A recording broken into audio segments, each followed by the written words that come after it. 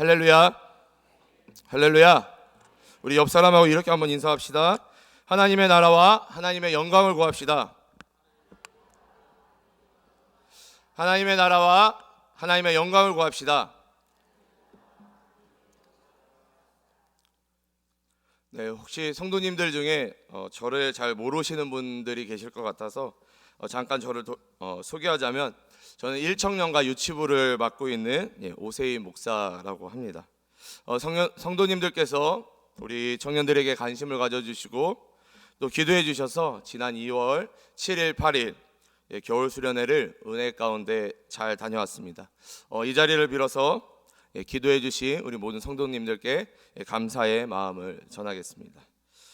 제가 청년들과 이 수련회 가운데 구원의 원리라는 주제로 함께 말씀을 나누고 기도했습니다. 요즘 시대를 살아가는 청년들은 정말로 많이 힘듭니다. 가정에서나 학교에서나 그리고 직장에서도 가장 힘든 위치에 있는 세대가 바로 청년 세대들입니다. 그래서 청년들을 어떻게 하면 위로를 할까 기도하면서 사람의 위로가 아니라 하나님께서 주시는 이 완벽하고 완전한 위로함이 청년들 가운데 있기를 기도하는 마음으로 수련회를 준비했습니다. 정말로 감사한 것은 하나님께서 말씀을 통해 그리고 기도회와 집회를 통해서 청년들을 위로하시고 회복하셨습니다. 우리의 삶이 영혼이 다시 회복되고 살아날 수 있는 유일한 방법은요, 말씀과 기도입니다. 2020년 우리 교회의 표어가 뭐죠? 말씀과 기도와 전도로 70년을 준비하는 해입니다. 우리 귀한 성도님들께서 말씀과 기도와 전도로 70년을 준비하는 우리 부산영락교회 성도님들 되시기를 주님의 이름으로 축복합니다. 축복합니다. 우선 오늘 우리가 살펴보려고 하는 이 전도서 11장은요 1장에서부터 10장까지의 이 결론 부분에 해당됩니다. 다시 말해서 이 전도서는 크게 두 부분으로 나눌 수 있는데요, 1장에서 10장까지는 솔로몬의 그 자신의 인생을 통해 배웠던 것들을 이야기하고 있습니다. 이 1장부터 10장까지 통해 솔로몬이 이야기하는 것은 무엇입니까? 인생을 살아보니 이 인생이 허무하고 모순되며 또한 내일을 알 수 없는 이 불확실성이 너무 많다라는 것입니다. 그래서 솔로몬은 자신의 인생을 돌아보면서 이 전도서 11장과 12장을 통해서 이러한 인생 가운데 어떻게 살아가는 것이 성공한 삶인지를 결론 짓고 있는 것입니다. 그리고 적용에 대한 부분들을 우리에게 말씀하고 있는 것입니다. 우리 함께 이 전도서 11장 특별히 1절에서 6절의 말씀을 중심으로 함께 나누실 때에 어떻게 사는 인생이 성공한 인생인지를 우리 함께 살펴보도록 하겠습니다. 먼저 오늘 본문 1절을 살펴보면요, 너는 내 떡을 물 위에 던져라, 여러 날 후에 도로 찾으리라 말씀하고 있습니다. 근데 우리가 이 1절을 읽어보면 무슨 내용인지 전혀 알 길이 없습니다. 그런데 이 솔로몬 시대에 이 유대인들은 이 1절에 나타난 내용이 무슨 내용이며 또한 어떠한 의미인지를 너무나도 잘 알고 있었습니다. 이 유대인 가정마다 이 아버지가 자녀들에게 들려주었던 이 교훈이기 때문입니다. 이 교훈의 내용은 이렇습니다. 어느 나라의 왕이 이 왕자와 함께 사냥을 나갔습니다. 근데 이 왕자가 이 사냥에 너무나도 몰두한 나머지 이 물가에서 사냥감을 쫓다가 그만 물에 빠지게 되었다는 것이죠. 이 물살이 너무 강해서 그 물살에 휩쓸려서 떠내려가고 있었습니다. 근데 천만다행인 것이 이 강에 보면은 이렇게 모래가 쌓이는 이 삼각주가 있지 않습니까? 이 아주 작은 이 삼각주, 그 모래밭에 이 왕자가 다행히 거기에 걸려가지고 물에서 빠져나올 수 있었다라고 합니다. 근데 거기가 모래밭이다 보니까 먹을 것도 없었고 물살이 너무 셌기 때문에 그 모래밭을 탈출할 수 없었습니다. 그래서 절망 가운데 있는데 갑자기 강 상류에서 가죽 부대 하나가 내려오는 것입니다. 그래서 그 왕자가 그 가죽 부대를 건져서 열어보니 그 안에 하루치 먹을 음식이 담겨져 있었습니다. 근데 이 가죽 부대가 하루 이틀만 흘러 내려온 것이 아니라 1년 가까이 이 가죽 부대에 음식을 담은 이 가죽 부대가 흘러 내려왔다는 것입니다. 그리고 마침내 이 나라가 이 왕자를 찾게 되었습니다. 이 왕은 너무 기뻐서 왕자를 끌어안으면서 나의 사랑하는 아들아, 너가 어떻게 이렇게 1년 동안 버틸 수 있었니? 어떻게 살 수 있었니? 라고 물어보니까 왕에게 제가 이 물살에 휩쓸려서 빠졌었는데 이 중간에 모래밭에 제가 거기에 거하게 되었습니다. 근데 매일매일 음식을 담은 가죽 부대가 흘러 내려왔습니다. 제가 그 가죽 부대 안에 있는 음식을 먹고 1년 동안 버틸 수가 있었습니다. 살 수 있었습니다. 라고 이야기를 했습니다. 그리고 왕자가 왕에게 근데 그 가죽 부대를 보니까 이름이 적혀 있었는데 무하메드 하산이라는 이름이 적혀 있었습니다. 이 왕이 이 이야기를 듣자 이 나라에는 온 군대를 소집하여서 이 무하메드 하산이라는 사람을 찾기 시작했습니다. 그리고 마침내 이 하산을 찾게 되었는데요. 이 하산은 평범한 농부였습니다. 왕이 이 하산에게 찾아가서 당신은 도대체 어떠한 생각으로 이 음식을 담은 가죽 부대를 흘려보냈습니까? 라고 물어보았습니다. 그러자 하산이 왕이시여, 우리 선조들이 이야기하기를 내 식물을 물 위에 던져라, 그리하면 후에 도로 찾으리라 라고 우리 선조들이 그렇게 우리를 가르쳤습니다. 그래서 제가 정말로 이게 사실인지 아닌지 확인해 보고 싶어서, 테스트해 보고 싶어서 정말로 음식을 담은 그 가죽 부대를 매일매일 그 물에 흘려 보냈던 것입니다. 근데 참 놀랍게도 정말 우리 선조들의 그 말씀처럼 제가 흘려보낸 이 가죽 부대를 통해서 왕자님이 살아나셨다니 정말로 놀라울 따름입니다 라는 전설적인 이야기가 유대인들 가운데 흘러오고 있습니다. 아무튼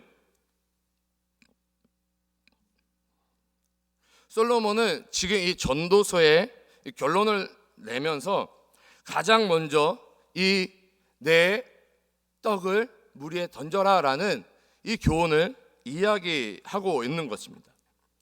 이 솔로몬은 왜 이러한 교훈을 이 전도서를 마무리하고 있는지, 이 교훈을 시작으로 이 전도서를 결론 짓고 있는지는 아직까지 명확하게 알 수는 없습니다. 말씀을 계속 살펴보면서 솔로몬이 우리에게 하고 싶은 말씀이 무엇인지를 우리가 조금 더 깊게 살펴보도록 하겠습니다. 계속해서 2절을 살펴보면 7에게나 8에게 나눠 줄지어다. 무슨 대양이 땅에 임할는지 내가 알지 못함이니라 라고 말씀하고 있습니다. 이 솔로몬은 7에게나 8에게 나누어 주라고 권면하고 있습니다. 무엇을 나누어 주어야 합니까? 무엇을 나누어 줘야 될까요? 이 1절에 나타난 것처럼 이 떡을 나누어 주라고 권면하고 있는 것입니다. 그런데 이 떡을 나누어 줘야 하는 이유는 무엇일까요? 이 떡을 나누어 줘야 하는 이유는 무슨 재앙이 땅에 임하는지 알지 못하기 때문에 떡을 나누어 주라는 것입니다. 이 표면적으로 말씀을 우리가 그냥 읽어보면요, 먹을 양식을 서로에게 나누어 주라는 말씀처럼 보입니다. 그러나 우리가 이것들을 조금 더 묵상해서 생각해 보면 이 떡을 묵상할 때에 우리가 예수 그리스도를 묵상할 수 있게 됩니다. 이 요한복음 6장 35절에서 예수님께서는 자기 자신을 생명의 떡이라고 말씀하셨습니다. 제가 요한복음 6장 35절을 읽어드리겠습니다. 예수께서 이르시되 나는 생명의 떡이니 내게 오는 자는 결코 줄이지 아니할 터이요 나를 믿는 자는 영원히 목마르지 아니하리라. 아멘. 솔로몬은 아직 예수 그리스도에 대해서는 알지 못했습니다. 그러나 하나님께서 솔로몬에게 은혜를 주셔서 그가 생명의 떡이신 이 예수 그리스도를 예표하도록, 또한 고백하며 교훈하도록 역사하신 것입니다. 그럼 우리가 이 2절을 다시 읽을 때에 어떻게 읽을 수 있습니까? 7에게나 8에게 예수님을 나누어 주어라 라고 우리가 다시 읽을 수 있습니다. 예수 그리스도를 나누어 주어라는 이 문장을요, 우리가 다시 한번 예수 그리스도를 전하여라 라고 바꾸어 읽을 수 있는 것이죠. 다시 말해 이 솔로몬은 이 우리의 생명의 떡이신 메시아를 이 주위 사람들에게 전하라고 권면하고 있는 것입니다. 왜냐하면 이 예수 그리스도를 모르는 그들이 무슨 재앙이 그들에게 임할지 모르기 때문에 생명의 떡이신 이 예수 그리스도를 전하라고 이야기하고 있는 것입니다. 그리고 여러분, 이 7이나 이 8이라는 숫자는 한 사람이 인생을 살아가면서 영향력을 미칠 수 있는 범위라고 합니다. 다시 말해서 우리가 우리의 인생을 통해 영향력을 미칠 수 있을 만큼 주위 사람들에게 예수 그리스도를 전하라고 명령하고 있는 것이죠. 그들이 재앙을 피할 수 있도록, 벗어날 수 있도록 하기 위해 생명의 떡이신 메시아를 선포하라는 것입니다. 우리 계속해서 3절을 살펴보면 구름에 비가 가득하면 땅에 쏟아지며 나무로나 북으로나 쓰러지면 그 쓰러진 곳에 그냥 있으리라 말씀하고 있습니다. 여러분, 제가 필리핀에서 4년 정도 이 평신도 선교사로 사역을 했습니다. 이 필리핀은 6월부터 우기가 시작이 됩니다. 11월까지 그 우기가 계속됩니다.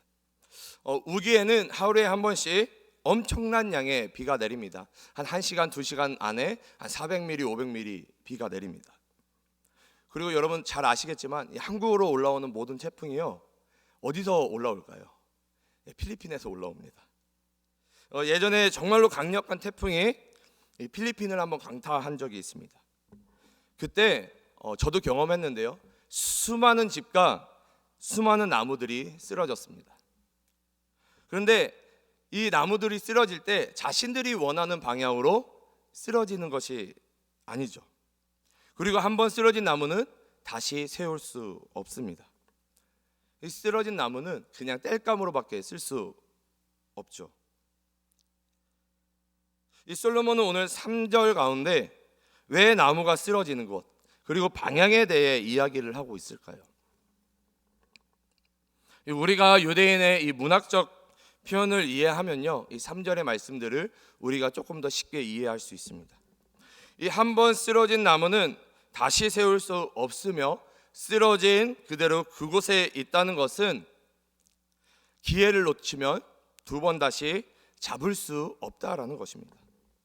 나무가 한 번 쓰러지면 다시 세울 수 없듯이 기회를 놓치면 2번 다시 그 기회를 잡을 수 없다라는 것입니다. 다시 말해 이 솔로몬은 이 전도의 기회를 놓치면 2번 다시 이 전도의 기회를 잡을 수 없다라고 우리에게 교훈하고 있는 것입니다. 여러분, 전도하는 것이 힘드시나요? 힘들죠. 그런데 만약 전도할 기회가 찾아온다면 그 기회를 잡아 생명의 떡이신 예수 그리스도를 전해야 하는 것입니다. 다시 전도할 기회가 찾아오겠지라는 생각을 버리고 기회가 찾아왔을 때에 전도할 수 있는 우리 모두가 되시기를 주님의 이름으로 축복합니다. 축복합니다. 계속해서 4절을 살펴보면요, 풍세를 살펴보는 자는 파종하지 못할 것이요 구름만 바라보는 자는 거두지 못하리라 말씀하고 있습니다. 이 구절도 우리가 그냥 읽으면 좀 어려운 구절인데요, 그래서 나누어서 좀 살펴보도록 하겠습니다. 먼저 이 풍세를 살펴보는 자는 파종하지 못한다는 것은 여러 가지 이유로 씨를 뿌리지 않는다는 것을 의미하고 있습니다. 다시 말해 오늘은 비가 많이 오니까, 오늘은 날씨가 너무 더우니까 이런저런 이유로 파종하지 않는다는 것이죠. 우리가 전도할 때에도 이런저런 핑계를 대고 전도하지 않을 때가 있습니다. 어때요? 오늘은 컨디션이 안 좋아서, 오늘은 다른 일들을 해야 하니까, 이런저런 핑계로 전도하지 않는 자들을 의미하고 있는 것입니다. 그런데 여러분, 파종하지 않으면, 씨를 뿌리지 않으면 무엇을 얻을 수 없습니까? 네, 열매를 얻을 수 없는 것입니다. 우리가 전도하지 않으면 잃어버린 하나님의 양을, 이 하나님의 백성을 찾을 수 없는 것입니다. 우리는 핑계하지 말아야 합니다. 만약 우리가 농부를 하면 상황이 어떠하든 환경이 어떠하든 씨를 뿌릴 때는 씨를 뿌릴 것입니다. 다시 말해서 전도해야 할 때는 전도를 해야 하는 것입니다. 그리고 지금 이때가 바로 전도해야 하는 때입니다. 아멘이십니까? 계속해서 이 4절의 뒷부분을 살펴보면요, 구름만 바라보는 자는 거두지 못한다라고 말씀하고 있습니다. 다시 말해서 바라만 보고 아무것도 하지 않는 자는 아무것도 거두지 못한다라는 것을 말씀하고 있는 것입니다.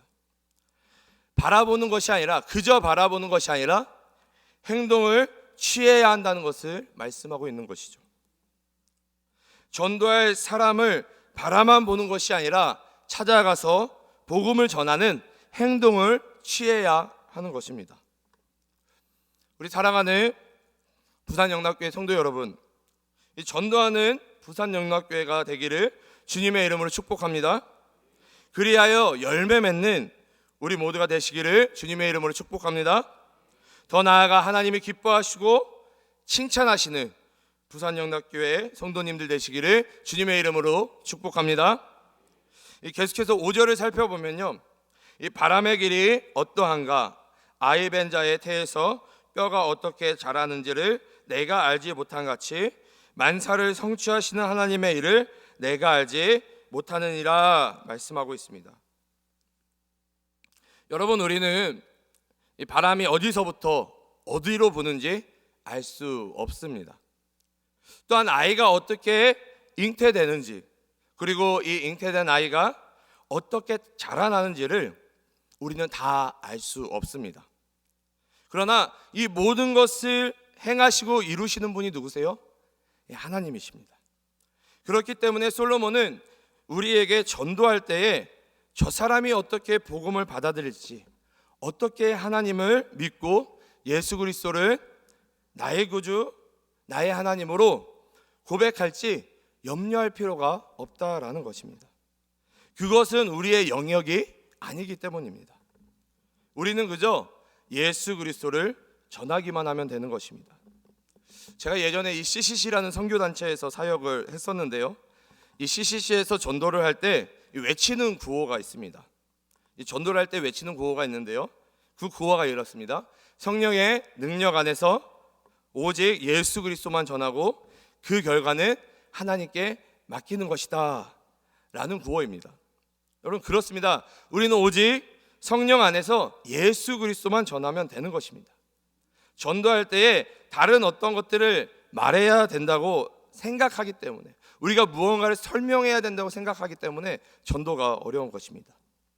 그러나 우리는 다른 것을 전하는 것이 아니라 오직 예수 그리스도만 전하면 되는 것입니다.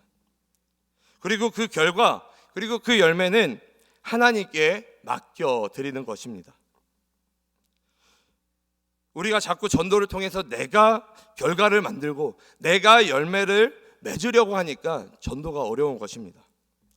그러나 우리가 성령의 능력 안에서 오직 예수 그리스도의 복음을 전한다면 그 결과 또한 온전히 하나님께 맡겨드리는 것입니다.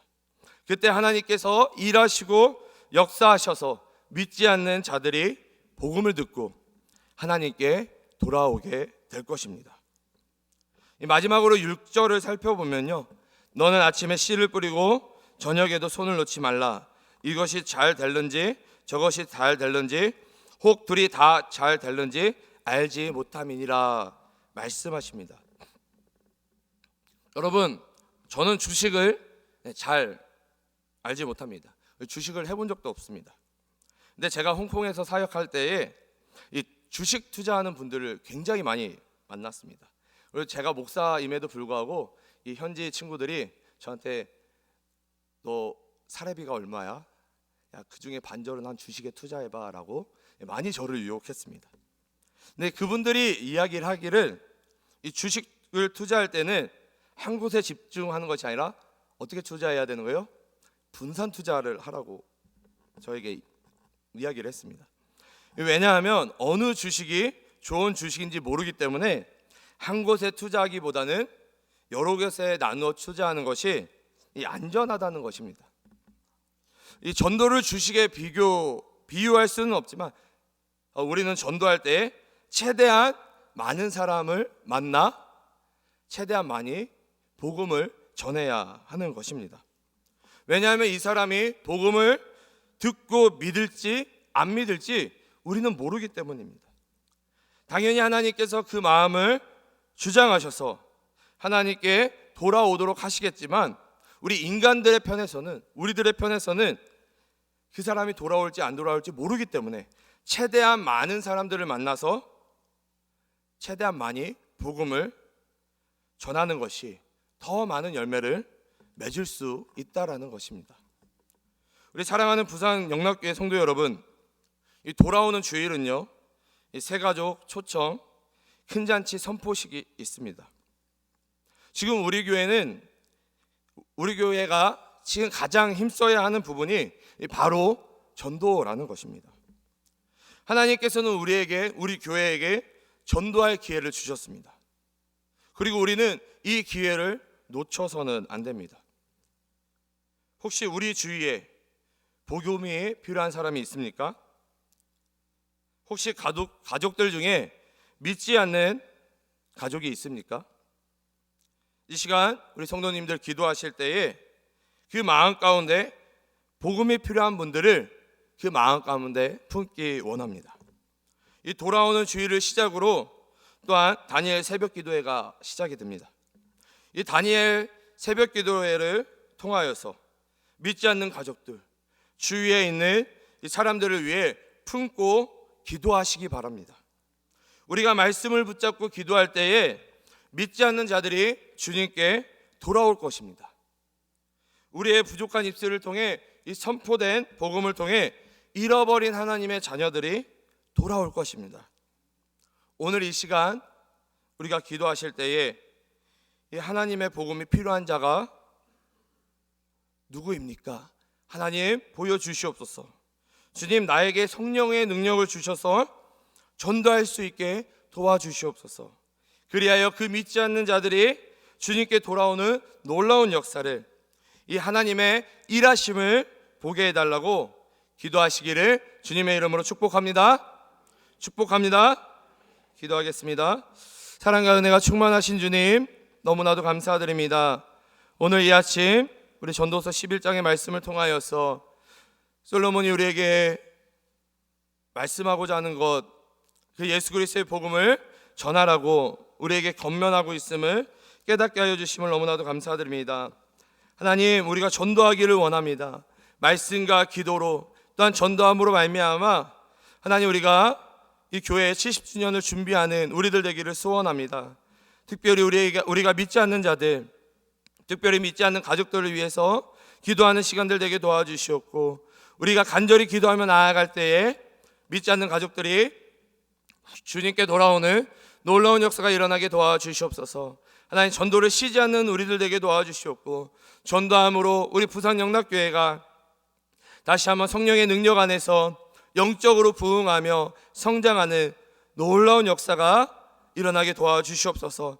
그런 하나님의 일하심을 맛보는 우리 부산 영락교회 되어질 수 있도록 주님 인도하여 주시옵소서. 오늘 하루도 살아갈 때에 복음의 능력으로 살아가는 우리 귀한 성도님들 되게 도와주시옵소서.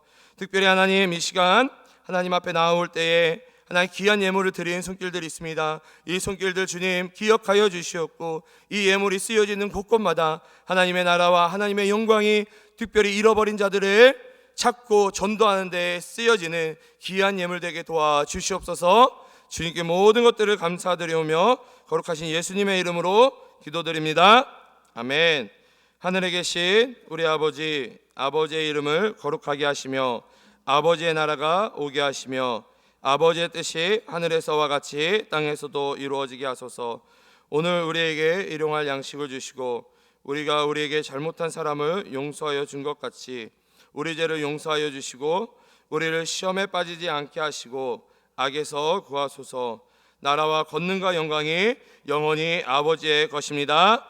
아멘.